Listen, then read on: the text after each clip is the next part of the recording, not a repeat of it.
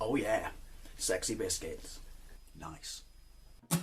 Long Boys Blues, 1975. A YouTuber is on the rise. Reviewing games late at night and sometimes friends used to bug him. Long Boys Blues, 1975.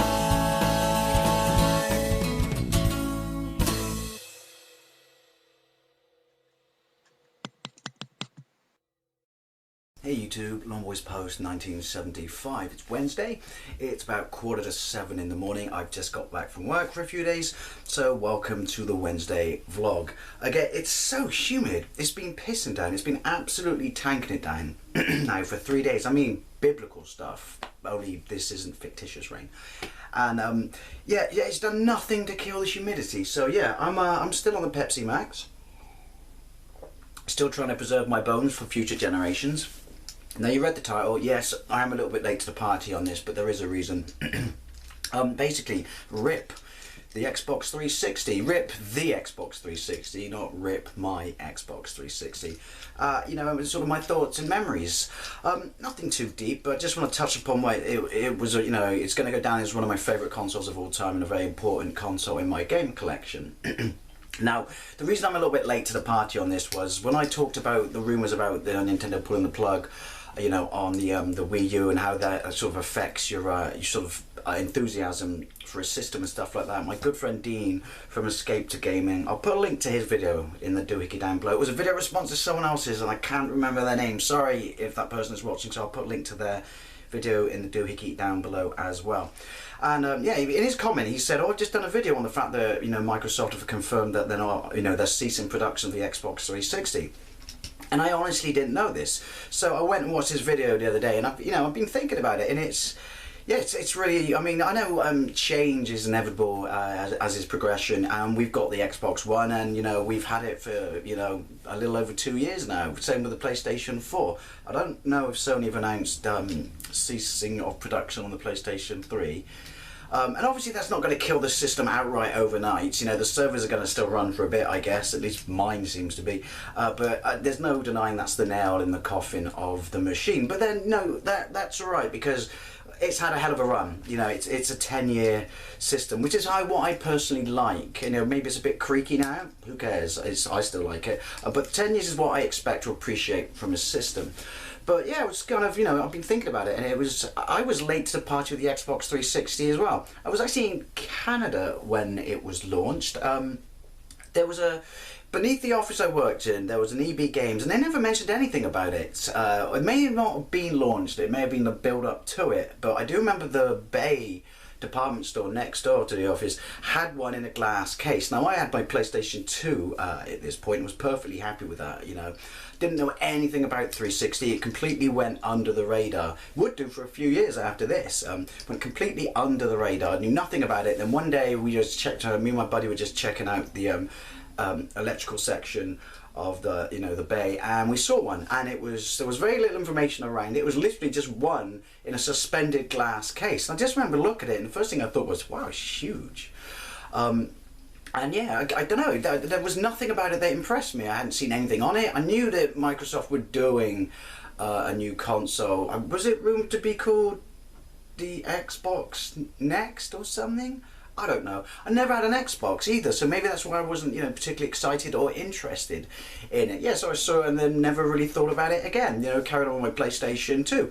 Came back to the UK, obviously a little bit more aware of it now. My brothers both had PlayStation 3s at this point, but because they didn't live anywhere close to me, I never really got to play them. So I guess the whole, maybe this is why it's left a mark on me, but we'll get to that. So the whole HD generation thing kind of, you know, missed me. And I bought a Wii, which I was perfectly happy with, and then I became, and I had no intention of getting, you know, anything else, and nor would I. For I got my Wii in either early 2007, and yeah, then I became friends with someone, a colleague at work who, you know, him and his brother were big Xbox fans, and that was my first exposure to it, and it still wasn't completely and utterly blown away because I was still gaming on my Wii. And then there were a couple of games that crept out, and I started to think, oh, I don't know about this, you know. One would be Modern Warfare 3. Yes, it's a COD. Lots of people argue it's super linear, but there's no denying that game, you know, set the bar and the standard and blew people's faces off. And the other one was Batman Arkham Asylum, which I never actually played until very recently. But I was watching these, and then they started showing me, hey, dude, look, it's not just a console. You got all this stuff, and we'd go on Xbox Live. You had those two emo kids. I used to love them back in the day, who would do, you know, announcements on games and stuff like that. You see interviews and things like that. Then they would read from the mailbag and stuff like that. And my brain was just like, holy shit, it's TV in your Xbox. This is amazing. Yeah, so I started to kind of, you know, gain a little bit of momentum, but nothing too much to, you know, kind of really make me, you know, shit my pants and have to rush out the door and get one. I don't even know how expensive it was when I first saw, you know, that, you know, whether it was a pre-launch one in Canada. I don't even know how much it was when it was first launched in the UK, or what it was when I got back to the UK, which would have been around about launch time or a year or so after launch anyway.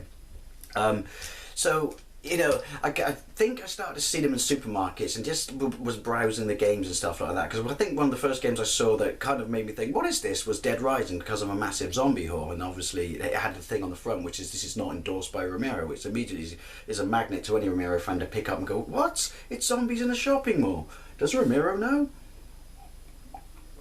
Excuse me. And so, yeah, what happened was my buddy went on holiday because his dad would come and visit him very rarely, so they did like a 1 week trip to Barcelona or something. This is completely irrelevant. And I just said to him, can I borrow your Xbox 360? Just, you know, for a week. And he was like, yeah, cool. So he lent me it, and he gave me a pick of games, and one was obviously Modern Warfare, one was Arkham Asylum. I don't know if you can hear that, that's the hot water heater. Yeah, I live in Victorian times. And there was a handful of games. I think one was Forza 2 as well, not sure.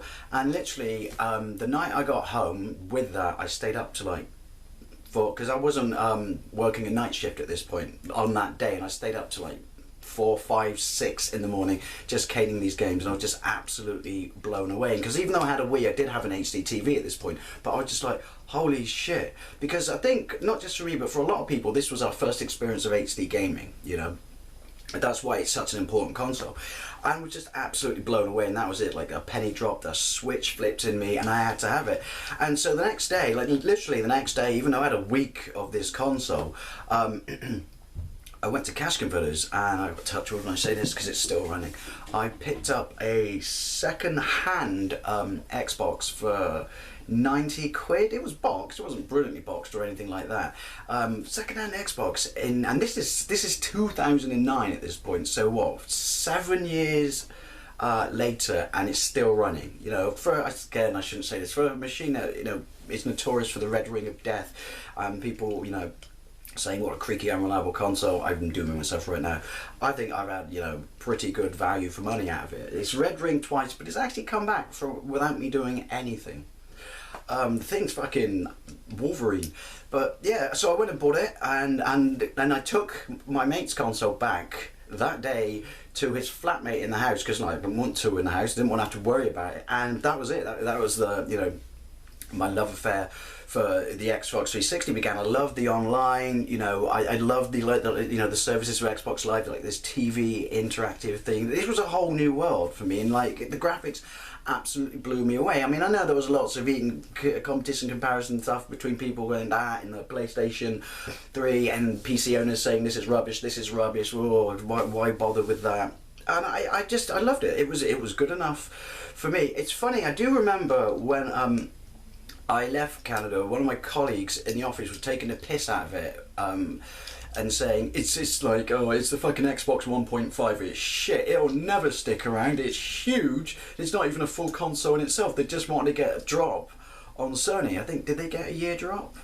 There's no generation, no denying it, won that generation of, well no, the Wii won that generation of consoles, but won it against the PlayStation 3. And I find it funny, there were a lot of people's attitudes towards it was, you know, they're rushing it out, it'll never, you know, the PlayStation 3 is going to come out and it's going to slaughter it. And they just basically became like the Spectrum and the Commodore, they became this platform, didn't they, basically? And it was, yeah, I mean, I still think there's some games popping out towards the end of its life, or at its end of its life, that have popped out, because you know it's going to be present tense very very shortly. They look absolutely fantastic, but all I know, I was completely into it at this point. I bought a wired controller so I didn't have to bother charging it. You know, I just bought, you know, the Xbox PC controller. And then games would come along, and I get completely into the, you know, the hype for them and stuff, because it was very difficult to get games to sell out on the Wii. You know, don't get me wrong, I love it, but you know, you didn't really have to worry about pre-ordering. But yeah, I remember the game I picked up first of all, I was really excited for on it, having never played another Halo game, but being completely excited for it, because one of the other great things with the live side of Xbox Live was these amazing trailers for games, and the brilliant ones for Halo and ODST. So I picked up ODST. I think that was probably the first full price game I bought for it, and I wasn't overly blown away, but you know, it was fun. But I do remember the big moment for me was because obviously, and I did buy this new as well, even though my first experience was playing it borrowed on my friend's one, and the game was borrowed from him, was, you know, Modern Warfare. So when they announced Modern Warfare 2 and you started seeing the teaser trailers, you know, with the Eminem song and stuff like that, I was absolutely, you know, psyched for it. So I pre-ordered that, and I was fortunate enough to be working at the place where it came out, so completely bypassed the line. I was working that night, and I was doing a twilight shift, so it was just after midnight. So literally, when I left, and there was still this massive line, the things I've never seen before. I'd never been one of those people who go to midnight openings. I did after this, but the only point I did at this time was because I was working. Just crept past midnight. Yeah, just walked up to, must have pissed a whole bunch of people off who stood in line. Just walked up to the counter and just went, "Can I have my copy? I'm going home now." And they gave me my copy with my slip, and I was like, "Bye everyone in the line. You have fun waiting. I'm off to play this."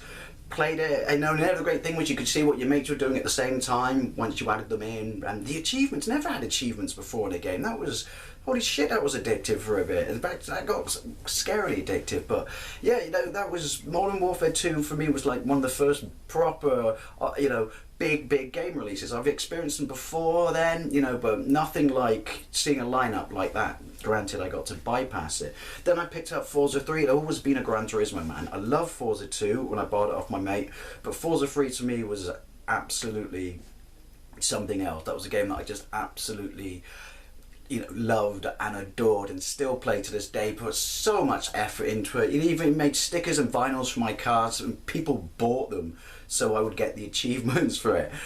You know, like shaving seconds off in your tracks and that, seeing how well you were doing against. I love this whole instant feedback that Xbox Live provided on so many games.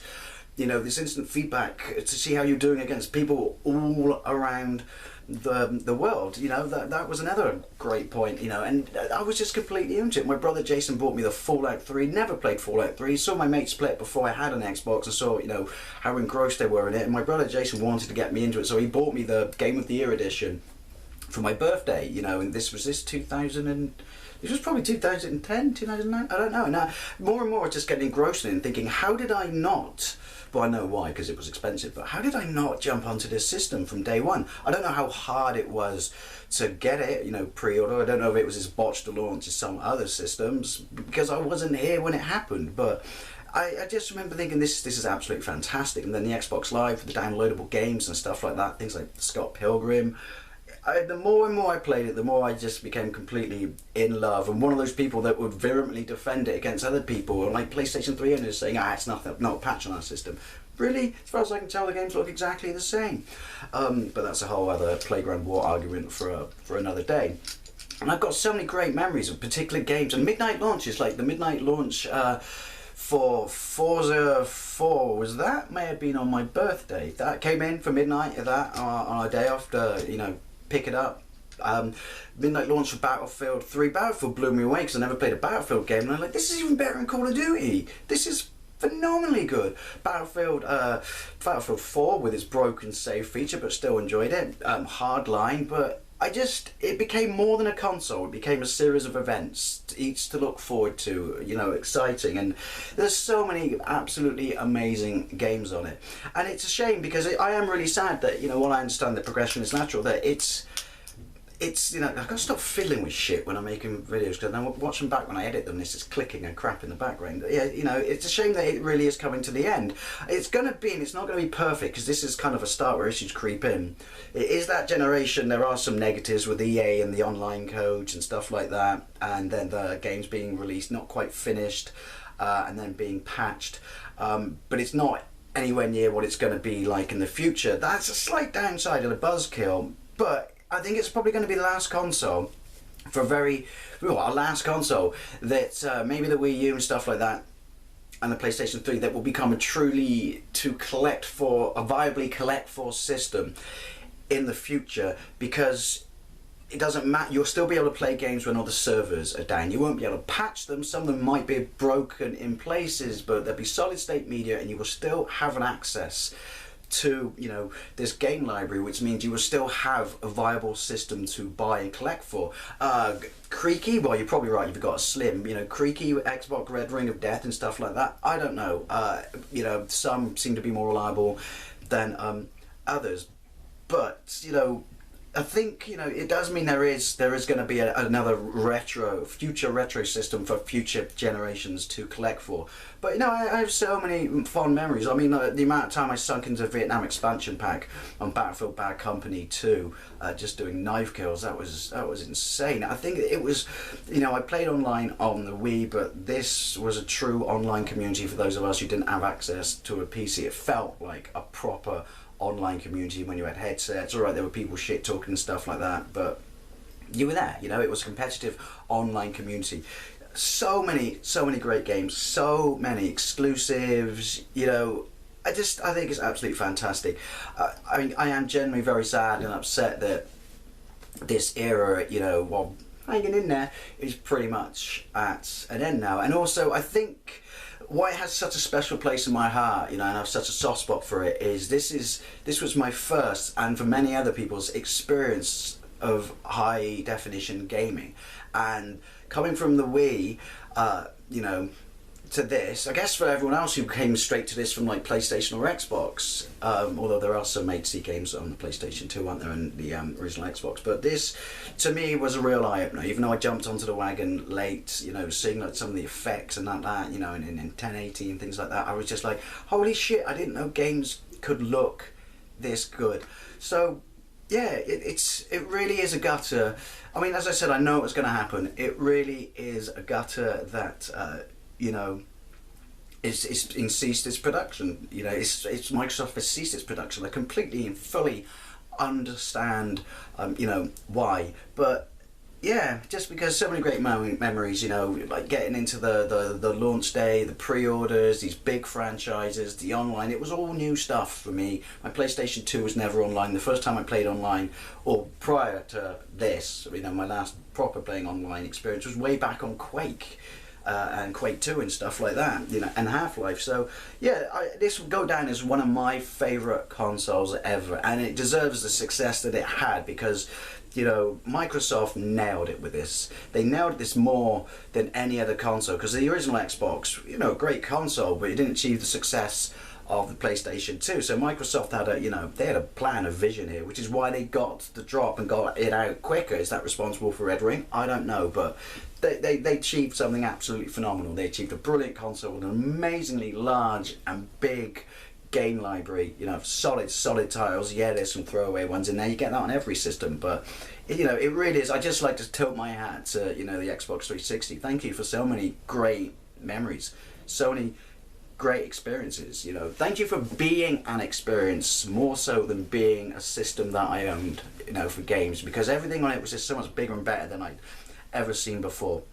Will I get an Xbox One? I don't honestly know. It just doesn't really seem to have the same level of that kind of, you know, attraction factor, if that makes sense. I'm not saying it's rubbish. People who've got one are saying, oh, shut up, but no, it doesn't. I don't know, maybe it's because I feel like I'm letting my Xbox 360 down a little bit, but yeah.